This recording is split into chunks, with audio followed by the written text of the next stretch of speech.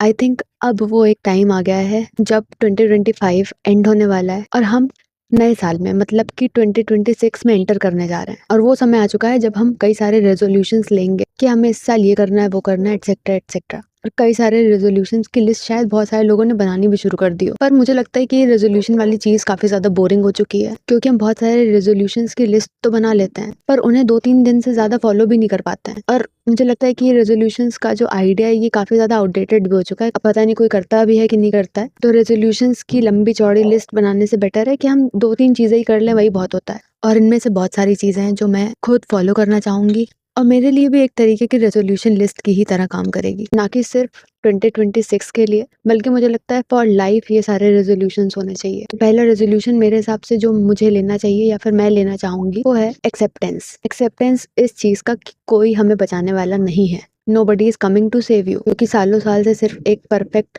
Opportunity का wait कर रहे थे, परफेक्ट टाइमिंग का वेट कर रहे थे। तो हम काफ़ी टाइम से सिर्फ जादू के हो जाने का, फिर किसी चमत्कार के हो जाने का वेट कर रहे होते हैं कि इस साल शायद सब कुछ ठीक हो जाएगा। हमें कोई चीज़ स्टार्ट करनी होती है, कोई चीज़ रोकनी होती है, तो हम परफेक्ट टाइमिंग का वेट कर रहे होते हैं। और वो परफेक्ट टाइमिंग का वेट करते करते कई सारे महीने निकल जाते हैं, कई सारे साल निकल जाते हैं। तो इसीलिए अपने अंदर हमें डर लाना पड़ेगा कि अगर अब नहीं स्टार्ट किया, अब नहीं चेंज किया, तो 2026 भी 2024 की तरह, 2025 की तरह ऐसे ही निकल जाएगा, कुछ नहीं बदलेगा। और ऐसे ही अगले साल बैठ करके दिसंबर में हम रिग्रेट ही कर रहे होंगे। और जब भी हम कोई चीज़ अपनी लाइफ के अंदर अचीव नहीं कर पाते हैं, कोई चीज़ कर नहीं पाते हैं, मे बी कोई एग्जाम होता है वो नहीं क्रैक कर पाते हैं, जॉब होती है वो नहीं ढूंढ पाते हैं, या कुछ हमने सोचा होता है वो हम नहीं कर पाते हैं, तो बाकी लोगों से हमारी आदत होती है बोलने की I am trying my best. और ये जो वर्जन होता है I am trying my best, ये सबसे ज़्यादा यूजलेस वर्जन होता है, किसी ना काम का होता है, क्योंकि ये वर्जन आपको सिंपैथी दिलाता है, कोई आउटकम नहीं देता है। और जनरली रिवॉर्ड होता है आउटकम, ना कि एफर्ट।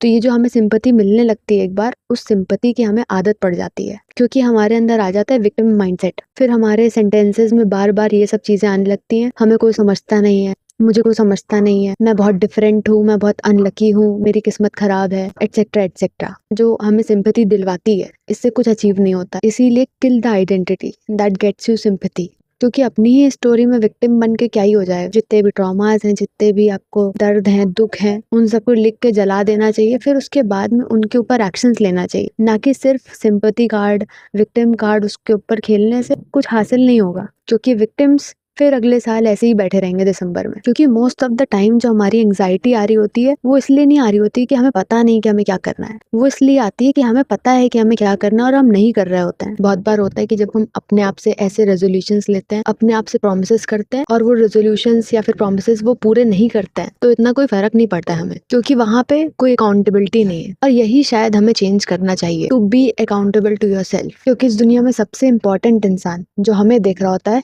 वो हम खुद होते हैं। इसीलिए do what you said you would, specially तब जब किसी को नहीं पता है, जब उन प्रोमिसेस के बारे में, उन रेजोल्यूशंस के बारे में किसी को नहीं पता है। सबसे ज्यादा कॉमन आदत जो मैंने लोगों के अंदर देखी है वो है नॉस्टैल्जिया में जीना। और मैं खुद पहले नॉस्टैल्जिया में ही जीती थी। 10 साल 15 साल पुरानी फोटोज देखना, या मे बी 5 साल पुरानी फोटोज देखना, और जो हम मिस करते हैं ना अपने ओल्ड सेल्फ को, ये कहीं ना कहीं कमजोरी होती है जो रोमांटिसाइज करी जाती है। क्योंकि नॉस्टैल्जिया मुझे लगता है सिर्फ मूवीज में अच्छा लगता है, म्यूजिक में अच्छा लगता है, गानों में अच्छा लगता है। बाकी ये नॉस्टैल्जिया सिर्फ एक वीकनेस है जो रोमांटिसाइज करी जाती है। जब लोग अपनी वो पुरानी फोटोज को, वीडियोस को रिविजिट करते हैं तो अलग ही नॉस्टैल्जिया में चले जाते हैं। They are all the time be like back then I was happier. नहीं, you are not happier, you are less aware, you are less capable. क्योंकि कभी ये नोटिस किया है वो सारी फोटोज देखते वक्त या वो चैट्स पढ़ते वक्त क्या स्टेट ऑफ माइंड था?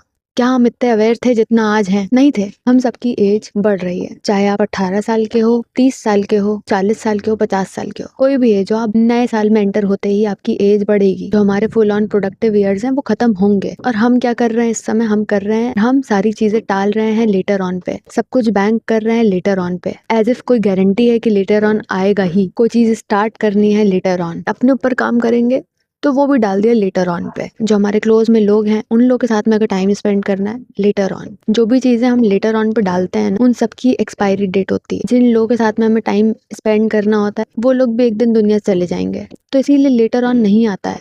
और हम लेटर ऑन इसलिए करते रहते हैं क्योंकि हमें लगता है हमारे पास में टाइम है, क्योंकि हम लोग 60 साल के नहीं हुए हैं। और जो लोग अभी 60 साल के हैं वो लोग भी यही सोचते थे कि हमारे पास में टाइम है। बायोलॉजी नेगोशिएट नहीं करती है, क्योंकि जब हम लोग टीनेजर्स थे, 15, 16, 17, 18 साल के थे, तो हम लोग अपने आप से बहुत सारे प्रोमिसेस करते हैं कि हम ऐसी लाइफ जिएंगे, ऐसी चीजें करेंगे जो बाकी लोग कर रहे हैं वो हम नहीं करेंगे। बट हम में से बहुत सारे लोग वो बन चुके हैं जो वो लोग नहीं बनना चाहते थे, वैसा बन चुके हैं जिसे वो नापसंद करते थे। तो जो आज हमारी करंट पर्सनैलिटी बनी है वो धीरे धीरे छोटे छोटे कॉम्प्रोमाइजेस करके ही तो बनी है। हम बस नाम दे देते हैं उसे रियलिस्टिक होने का, that we are being realistic. तो पिछले वीडियो में हमने बात करी थी कि हम पर्सनली ऐसे क्या रेजोल्यूशंस ले सकते हैं, और इस वीडियो में हम बात करेंगे कि फाइनेंशियली हम ऐसे कौन से डिसीजंस या रेजोल्यूशंस ले सकते हैं। ये डिपेंड करता है कि आपकी क्या सिचुएशन है, डिपेंड करता है from what mindset you are coming from, depend करता है आपका क्या बैकग्राउंड है। सबके ऊपर ये लागू हो जरूरी नहीं है।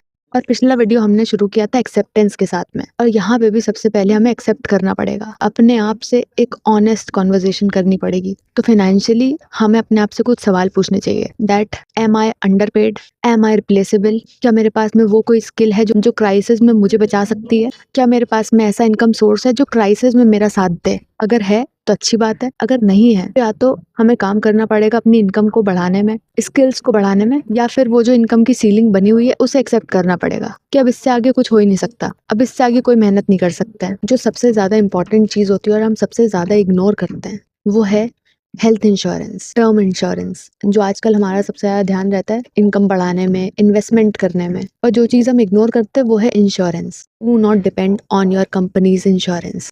जो कंपनीज, प्राइवेट कंपनीज आपको देती हैं हेल्थ इंश्योरेंस, सिर्फ उसके ऊपर डिपेंड होके काम नहीं चलता है। एक पर्सनल टर्म इंश्योरेंस या फिर हेल्थ इंश्योरेंस मुझे लगता है लेना चाहिए, क्योंकि एक हेल्थ इमरजेंसी, एक एक्सीडेंट हमारे कई सारे साल और कई सारे सालों की सेविंग्स एक बार में साफ हो जाती है। जो इमरजेंसी फंड होता है वो छोटी छोटी चीजें कवर करता है, और हेल्थ इंश्योरेंस एक बड़ा सा मेडिकल बिल कवर करता है। और मैंने ये पर्सनली फील किया कि अगर जब हमारे ये बेसिक्स कवर हो जाते हैं तब हम ज़्यादा कॉन्फिडेंट फील भी करते हैं। और मैंने बहुत सारे लोगों को देखा है सोशल मीडिया से इंस्पायर होके, अपने दोस्तों से इंस्पायर होके ऐसी चीज़ें खरीद लेते हैं जो उन्हें लगता है उनका स्टेटस बढ़ा देंगी, और वो ऐसा स्टेटस खरीदते हैं जो वो अपनी रियल लाइफ में अफोर्ड नहीं कर सकते हैं। नॉर्मल सिचुएशन में वो लोग वो सब चीज़ें नहीं अफोर्ड कर सकते हैं, पर अपने दोस्तों को इम्प्रेस करने के लिए, सोशल मीडिया पे फ्लॉन्ट करने के लिए खरीद लेते हैं। Not just iPhone, not just जो लाइफस्टाइल की चीज़ें होती हैं, एक छोटी छोटी चीज़ भी, या फिर हो सकता है कोई कपड़ा, और ये सब वो लोग खरीदते हैं सिर्फ उन लोगों को इम्प्रेस करने के लिए हु डोंट इवन केयर, जिन्हें रियल लाइफ में उन लोगों से मतलब भी नहीं है। I am talking about the non essential expenses. और नॉन एसेंशियल चीज़ों में जो हम एक्सपेंस करते हैं वहाँ मुझे लगता है काम करता है डिलेड ग्रैटिट्यूड।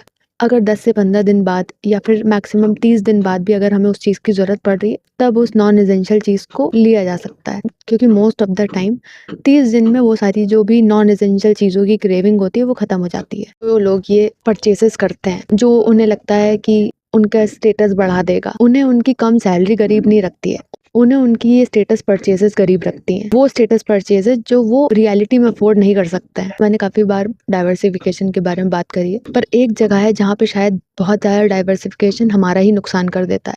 क्योंकि एक टाइम ऐसा हुआ था जब मैंने अपने इन्वेस्टमेंट करने के लिए बहुत सारे एप्लीकेशंस डाउनलोड कर लिए थे, बहुत सारे अकाउंट्स मेरे पास में पहले से ही थे, और इसीलिए मुझे लगता है कि जितने ज़्यादा अकाउंट्स, जितने ज़्यादा एसेट्स, जितने ज़्यादा एप्लीकेशंस, उतना ही ज़्यादा कियोस। क्योंकि डाइवर्सिफिकेशन करने से पहले मेरे पास में डिसिप्लिन था ही नहीं, तो वहाँ पे डाइवर्सिफिकेशन का मतलब हो जाता है कियोस। उसके बाद मैंने डिसाइड किया एक प्लेटफॉर्म और एक क्लियर स्ट्रैटेजी, जिसके लिए किस चीज़ की ज़रूरत थी, जिस चीज़ के लिए ज़रूरत थी फाइनेंशियल लिटरेसी की। और ये एक सबसे ज़्यादा क्लीशे सी इन्फॉर्मेशन होती है जो कि है इंक्रीज फाइनेंशियल लिटरेसी। इनकम बढ़ाने से पहले फाइनेंशियल लिटरेसी बढ़ानी चाहिए, क्योंकि मैंने ये अपने अंदर भी नोटिस किया, बहुत सारे लोगों में भी नोटिस किया, अगर इनिशियली पैसा आता है तो जितना ज़्यादा पैसा आता है उतनी ज़्यादा स्टुपिडिटी भी करते हैं, इधर उधर लगा दिया, रैंडम सी चीज़ों में पैसे लगा दिए, और वो स्टुपिडिटी हम करने से बच जाते हैं अगर हमारे पास में फाइनेंशियल लिटरेसी होती। इसीलिए सबसे बड़ा इन्वेस्टमेंट हम यही कर सकते हैं अपने ऊपर 2026 में और आगे आने वाले सालों में, कि अपने आप को फाइनेंशियली लिटरेट बनाएं। क्योंकि अगर हम अपने आप को फाइनेंशियली लिटरेट नहीं करेंगे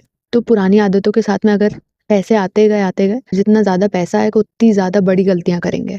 ये चीज़ मैं भले ही सबसे लास्ट में बोल रही हूँ, पर ये सबकी प्रायोरिटी लिस्ट में टॉप पे होना चाहिए कि जितनी भी हाई इंटरेस्ट डेट है, हाई इंटरेस्ट वाले जितने भी कर्जे हैं, क्रेडिट कार्ड या फिर पर्सनल लोन्स जिनके इंटरेस्ट रेट्स जाते हैं 15, 20, 25%। इन सारी डेट्स को मुझे लगता है प्रायोरिटी पे क्लियर करने का सोचना चाहिए, क्योंकि ये सारे जितने भी पर्सनल लोन्स और क्रेडिट कार्ड के जितने भी लोन्स होते हैं ये स्लो मोशन के फाइनेंशियल इमरजेंसी होते हैं, और इनकी पेमेंट अगर कहीं पे भी छूट गई तो पर डे के हिसाब से इसके ऊपर चार्जेस लगते हैं, पर डे के हिसाब से इसके ऊपर पेनाल्टी लगती है, और वो पेनाल्टी हर महीने कंपाउंड होती रहती है। अगर ये कभी छूट गया तो आपको इंटरेस्ट के ऊपर इंटरेस्ट के ऊपर इंटरेस्ट पे करना पड़ेगा। ये सोगे कोई और इंटरेस्ट, सुबह उठ के देखोगे कोई और इंटरेस्ट मिलेगा आपको, सोते सोते में बढ़ जाता है इंटरेस्ट, और इस चक्कर में आपके सारे फाइनेंशियल गोल्स पीछे चले जाएंगे और सारे इमरजेंसी फंड्स ड्रेन होने लगेंगे। और अगर if you are having a boring start of the year, तो ये सबसे ज़्यादा रियलिस्टिक स्टार्ट होता है, क्योंकि किसी भी चेंज में अगर बहुत ज़्यादा ड्रामा, बहुत ज़्यादा एक्साइटमेंट ऐड हो जाता है तो ज़्यादा दिन नहीं टिकता है। क्योंकि अगर हम ये बोलने लगेंगे I will completely reinvent myself in 2026, तो वो 2-3 हफ्ते से ज़्यादा नहीं टिकेगा। You will be back to the square one कि 1 जनवरी को 5 नई हैबिट्स जोड़ दी और पूरी लाइफ का ओवरहॉल हो जाए, वो नहीं होता है। ये एक एम्बिशन हो सकता है, पर ये this will lead to procrastination. Okay bye.